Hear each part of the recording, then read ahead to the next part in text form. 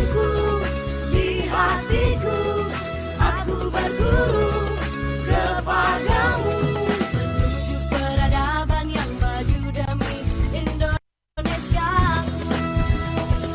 Museum di hatiku.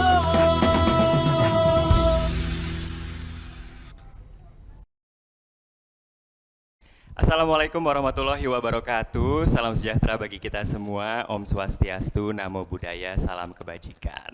Apa kabar Sobat Muskitnas? Semoga dalam keadaan baik-baik aja. Selamat datang lagi di Ngobrol Pintar di Museum alias Ngopi di Museum bersama saya Farid Mardianto. Senang sekali nih saya kembali lagi karena kali ini, di episode kali ini kita akan membahas tentang representasi budaya dalam lini masa komik. Kalau ngomongin masalah komik nih, saya jadi teringat dulu zaman kecil ya. Saya sering sekali dimarahin sama orang tua gara-gara kebanyakan baca komik gitu. Seakan-akan baca komik ini adalah satu hal yang adiktif gitu, yang sangat bikin kecanduan seperti narkoba. Padahal sebenarnya kalau kita ngomongin komik nih, komik ini menjadi salah satu media yang efektif untuk bisa menyampaikan informasi. Apalagi banyak sekali kearifan-kearifan lokal di dalam komik yang bisa kita temukan secara tersirat ya. Contohnya nih salah satunya adalah superhero kesukaan kita semua, kesayangan bangsa Indonesia, yaitu adalah Gundala. Nah, ini adalah superhero lokal yang diangkat dari komik lawas karya anak bangsa. Kayaknya semua orang sekarang mengidolakannya udah bukan Kapten Amerika lagi tapi juga Gundala gitu ya. Gundala juga merupakan salah satu komik bergenre fantasi pertama di Indonesia, tapi justru berani menyadur unsur-unsur lokal di dalamnya. Nah, tapi kalau ngomongin masalah komik, tentunya saya tidak sendirian. Saya kehadiran seorang Kak Fadrik Aziz Firdausi. Halo. Apa kabar, Mas? Alhamdulillah baik. Nah, Mas Fadrik Aziz ini adalah seorang sejarawan yang juga penggemar komik juga, ya kan? Dan juga suka menulis di laman tirto.id. Oke, baik. Kalau gitu langsung aja nih, nanya ke Mas Fadrik nih. Mas Fadrik, boleh nggak sih cerita tentang mungkin lini masanya komik gitu ya, timeline-nya komik, perkembangan komik lokal, perkembangan komik di Indonesia itu seperti apa sih? Oke, ya kalau kita ngomongin komik lokal, sebenarnya mungkin ini ya sejarahnya tuh agak bisa dibilang mungkin mirip dengan yang berkembang di Amerika atau Eropa. Jadi mulainya itu kira-kira lewat komik strip di koran, Mas, gitu. Jadi kalau di Indonesia sendiri boleh dibilang komik pertama kita atau yang ya katakanlah komik yang pertama kali dibuat sama orang Indonesia yang lahir di Indonesia itu tahun 1931 atau 1930 1931. Itu beliau bernama Kowangi, komikusnya. Jadi keturunan Tionghoa. Beliau itu bikin komik yang dikasih judul Put On. Jadi ada satu karakter gitu, dia bikin karakter orang gendut Tionghoa, terus dikasih nama Put On itu. Terbit dari tahun 1931 itu sampai kira-kira mungkin 60-an itu. Jadi sampai dari korannya itu sampai berpindah-pindah gitu, Mas, ininya. Apa namanya? Medianya. Itu dari tahun itu 30-an ya, 30-an terus berkembang terus sebenarnya sampai apa namanya? Perang Dunia Kedua, tapi mungkin belum ramai ya karena waktu itu kan kondisi kita juga satu masih terjajah terus juga ya kacaunya perang itu. Jadi belum terlalu berkembang begitu, tapi tetap masih ada beberapa karya komik di Indonesia.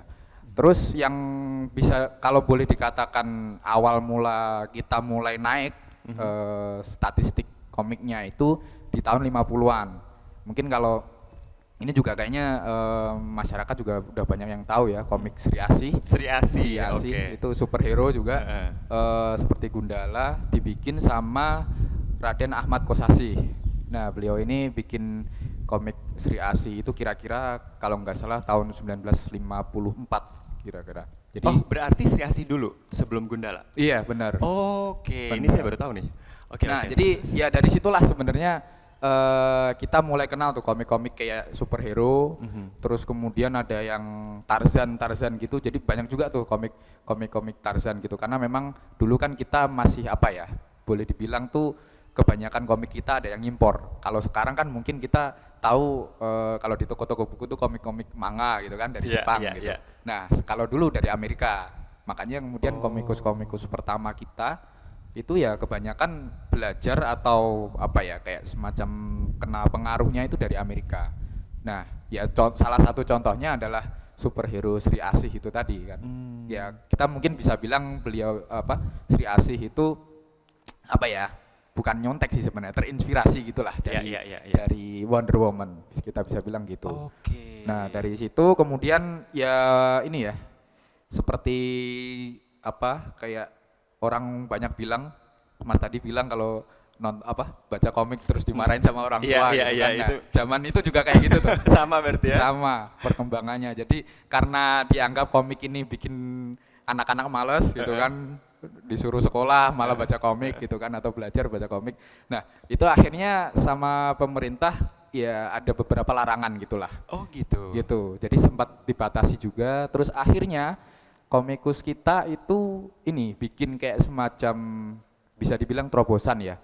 Gimana caranya komik ini tetap kalau orang tua kan inginnya tuh bacaan anak tuh mendidik gitu. Nah, mereka tuh mencoba untuk bikin satu bacaan komik yang ya itu tadi punya edukasi, punya nilai edukasi gitu. Makanya kemudian dibikinlah sama Pak Ahmad Kosasi juga, itu dibikin komik-komik wayang. Nah mungkin kalau apa namanya tahun 70-an, 80-an, bahkan sampai sekarang tuh masih banyak tuh. Nah itu mulai pertama kali dibikinnya tuh sekitar tahun 50-an juga tuh sama Pak Ahmad Kosasi. Oke, berarti kalau tadi dari saya ngambil nih ucapannya Mas Fadrik itu berarti muncul komik superhero dulu, baru kemudian komik wayang. Ya secara timeline gitu. Secara timeline seperti itu secara ya? kronologis kayak gitu. Oke. Jadi memang wayang itu ya apa namanya? Karena kan orang juga butuh satu tadi edukasi, terus kemudian juga sesuatu yang menonjolkan keindonesiaan. Nah itu yang kemudian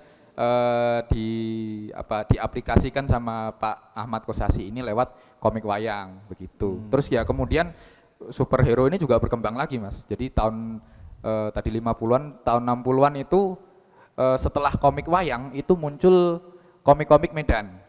Nah komik-komik Medan ini jadi khas karena kalau wayang mungkin kan ini ya apa kayak kesannya Jawa gitu kan, Jawa atau Sunda gitu. Nah komik Medan ini yang bikin dia khas adalah dia membawa dongeng-dongeng dari Sumatera. Jadi dongeng-dongeng Melayu, Minangkabau, Batak semacam itu. Nah itu ternyata juga sama larisnya, bahkan sampai dikirim ke luar Sumatera.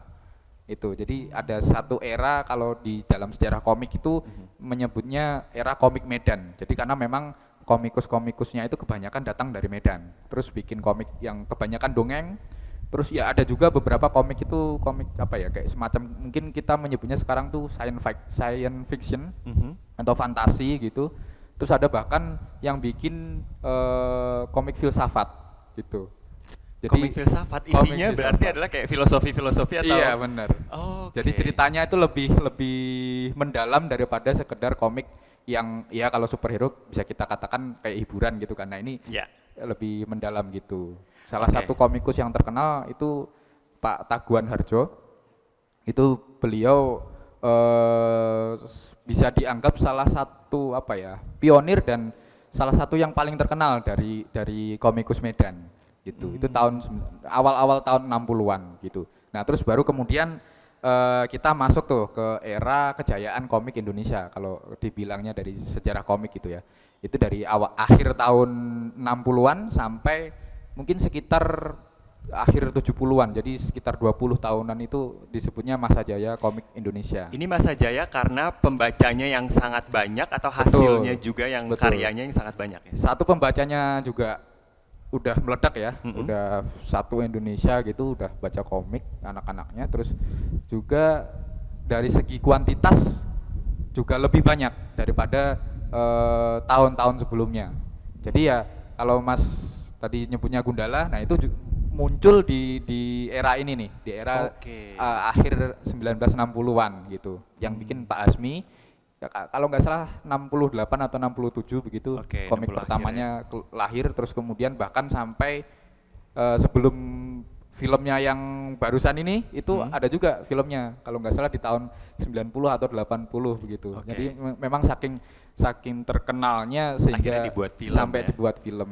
Termasuk juga nanti ada Pak Ganes TH yang bikin Si Buta dari Gua Hantu. Itu juga Wih, saya oke, pikir itu juga terkenal banget ya. legendaris. Itu filmnya juga beberapa kali sempat diputar ulang juga di TV. Terus kemudian ada, kalau dibilang maestro, ada Pak Teguh Santosa. Jadi beliau ini komik silat juga, komik sejarah juga. Jadi apa namanya, bahkan ada yang kayak mencampurkan unsur-unsur mafia gitu dalam komiknya. Oh iya? Iya benar. Oke. Nah, berarti tadi kalau misalnya kita mengambil nih ya dari ucapannya Mas Fadrik ini, ada komik strip tadi ya, terus kemudian juga ada komik superhero, terus kemudian ada komik wayang, ada komik medan, ada genre komik apa lagi? Oh, Mas? banyak banget ada. Ya kalau kita bilang superhero ya, superhero. Terus kemudian fantasi kita juga punya, dongeng. Dongeng itu ya kalau bisa dibilang termasuk kekhasannya Indonesia juga lah, semacam itu. Terus kemudian ada juga, nah ini yang mungkin juga khas juga Indonesia, wayang. Wayang dan humor. Humor ya? Kebanyakan seperti itu. Atau yang bahkan kalau sekarang mungkin pembaca suka buka-buka webtoon, nah itu kan banyak sekali tuh komik romance. Nah dulu pun juga sama. Udah ada ya? Udah ada. Oke. Komik romance pun juga termasuk salah satu komik, genre komik yang laris pada zaman-zaman tahun 70-an. Oke, kalau romance itu tidak mengenal tahun ya. Semuanya juga Semuanya pasti suka. suka ya. Tapi yang bikin jadi penasaran ketika pertama kali tahun 30 tadi muncul Mas Fadrik, komiknya isinya apa kalau kita boleh tahu nih? Apakah kemudian romance itukah atau kemudian dongengkah atau seperti apa sih? Kalau Karena kita masih ngomongin- masih belum merdeka kan tuh ya? Iya, iya. Kalau kita ngomongin komiknya dalam konteks ini berarti Kowangi ya, yang saya bilang komik pertama tadi, itu humor sebenarnya. Humor, oke. Karena memang secara mediumnya kan lewat ini ya, lewat koran. Jadi orang tentu koran itu pingin menampilkan apa ya, substansi yang atau selain berita yang juga menghibur untuk menarik pembaca gitu kan. Nah, akhirnya Kowangi ini bikinlah komik humor itu, put on itu tadi di media. Oke. Nah, jadi dari humor, tapi juga humornya yang kalau dibilang khas juga bisa dibilang khas karena memang waktu itu put on ini seperti saya bilang tadi kan beliau ini ya di settingnya Tionghoa Betawi. Jadi memang khas memotret kehidupan sehari-hari masyarakat Tionghoa di Betawi. Oke, Dari oke, cara oke, ngomongnya, budayanya, terus ada kayak acara-acaranya begitulah. Gitu. Jadi memang salah satu ciri khas komik nih kalau menurut saya itu memang sangat relatable ya. Maksudnya kita yang membaca tuh kayak merasakan terwakilkan gitu Iya. kan. Baik itu pun kalau misalnya superhero pun kita merasa terwakili gara-gara si Gundala ini adalah pembela keadilan gitu kan, ya biasa. dan sebagainya macamnya. Tapi kalau misalnya tadi Mas Fadrik sempat bilang komik Indonesia ini sebenarnya terpengaruhi juga gitu sama komik Amerika, komik luar negeri. Ciri khasnya udah pasti salah satunya adalah kalau komik wayang gitu ya, yang sangat Indonesia. Tapi ada nggak ciri khas lain yang komik Indonesia yang mungkin kalau misalnya sekarang ataupun zaman dulu itu kayak cuman punya komik Indonesia nih? Agak susah ya kalau jawab pertanyaan. Karena itu memang sebenarnya. sangat terpengaruh ya. Sangat terpengaruh. Jadi apa ya? Dari pembacaan saya ya, pembacaan saya dari riset-riset yang udah berjalan sejauh ini sih belum ada. Saya belum nemu kayak suatu definisi begitu atau semacam apa ya? Yang Pembagian, bisa disebut perbedaan ya. yang membedakan komik Indonesia dengan komik apa Eropa misalnya atau Amerika atau manga mungkin. Iya. Itu belum ada yang sampai merumuskannya secara mendetail dan definitif. Tapi ya semakin ke sini ya sebenarnya pertanyaan itu pun juga sempat muncul tuh kalau di zaman-zaman tahun 80-an gitu kan. Orang pasti akan menyebut komik yang khas Indonesia ya merujuknya kayak Si Buta, kemudian Gundala gitu kan. Yang dia superhero, dia itu pendekar gitu kan. Tapi settingnya Indonesia banget kemudian. Terus dari segi pakaian visualnya gitu kelihatan kalau itu orang Indonesia gitu, settingnya di rural, di pedesaan Jawa begitu kan. Terus kalau Gundala mungkin kalau di komik aslinya itu settingnya ada di Yogyakarta kayak gitu. Jadi mungkin kalau di zaman itu orang merujuknya ke hal-hal itu gitu, unsur-unsur Oke. itu, unsur-unsur lokal yang ditampilkan dalam visual komiknya. Tapi kalau sebenarnya ditelaah lebih dalam dari segi teknik menggambar mungkin atau anatomi tubuh segala macamnya, gaya penceritaan itu ya kita menyerap banyak sekali pengaruh dari luar juga, dari apa Amerika juga, dari Hong Kong bahkan. Oke. Kalau komik roman zaman dulu itu secara segi penceritaan banyak apa ya, terinspirasi dari komik-komik manhwa Hong Kong gitu. Karena memang yang banyak masuk di kita juga komik-komik itu gitu. Jadi ya kalau saya bilang ya, komikus muda sekarang juga sepengetahuan saya sudah tidak lagi memusingkan hal itu gitu. Oke. Memusingkan komik Indonesia tuh harus kayak Harus gimana seperti gitu. apa gitu ya. Jadi mereka lebih baik ya kita inilah serap aja yang sudah ada ini, yang memang masuk ke kita dan dekat dengan kita. Terus kemudian ya mereka menggambarkan itu sebagai kekayaan khazanah mereka gitu, kekayaan khazanah komik Indonesia gitu. Ya, Jadi betul. ya kekhasannya letaknya mungkin dari situ. Ya, ya. Dan kalau kita ngomongin masalah komik Indonesia, tentunya tadi kan saya juga sempat bilang ya, ada banyak sekali kearifan-kearifan lokal yang dimasukkan ke dalamnya. Nah, sekarang saya ingin mungkin bertanya agak sedikit pribadi nih. Kalau Mas Fadrik sendiri nih, sebagai pencinta komik yang suka banget sama komik, apa yang didapatkan, pesan apa ataupun message apa yang didapatkan dari Mas Fadrik dari komik setelah membaca komik? Setelah membaca komik. Ya, yang paling pertama mungkin saya baca komik karena memang ini ya, satu suka bacaan dan kedua cari hiburan. Karena memang kan ya apa ya, boleh dibilang fitrahnya komik gitu kan. Iya, betul. Fitrahnya komik pertama kali dibikin itu sebagai hiburan gitu.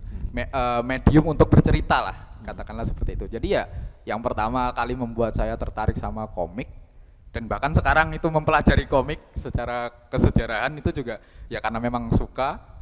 Terus dari segi ceritanya juga menarik kan, ya ada memori-memori masa kecil juga lah. Dulu kan kita di kampung gitu baca komik di persewaan gitu kan, nabung dulu untuk bayar sewanya selama seminggu kayak gitu. Jadi mungkin ada apa ya, selain suka mungkin karena memang apa ada memori yang pengen betul. digali dari situ. Oke, nah salah satu sekarang komik yang kalau misalnya sekarang kita ngelihat komik nih ya, salah satu tujuannya mungkin juga adalah kritik sosial. Tapi saya yakin ini baru bermunculan atau memang dari dulu sebenarnya kalau masalah kritik sosial ini sendiri. Mas Kritik sosial. Jadi ya mungkin